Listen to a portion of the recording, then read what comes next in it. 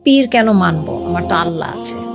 Exactly. তো এই যে পীর কেন মানবো আমরা হচ্ছে একটা ফার্সি শব্দ, এটা অ্যারাবিক শব্দ না। অ্যারাবিকে ইট ইজ দ্য টার্ম মুর্শিদ, which means a guide.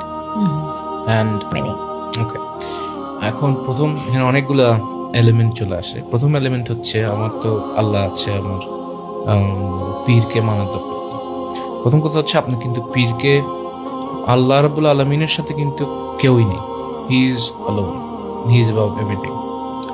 And পীরকে আপনি মানছেন বলতে আপনি কিন্তু ওনাকে আল্লাহ হিসেবে মানছেন না, আপনি ওনাকে টিচার হিসেবে মানছেন।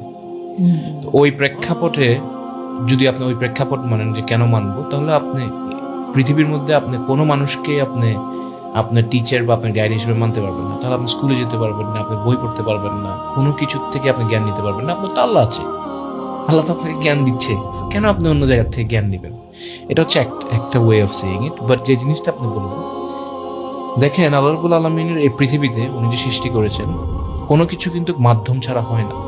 তুমি গিভ এ সিম্পল এক্সাম্পল, আল্লাহ কিন্তু চাইলে, আল্লাহ রসুল, প্রত্যেকজন রসুলকে উনি কি চাইলে ওনাদের মাথায় কি ওনার মেসেজটা দিয়ে দিতে পারে না?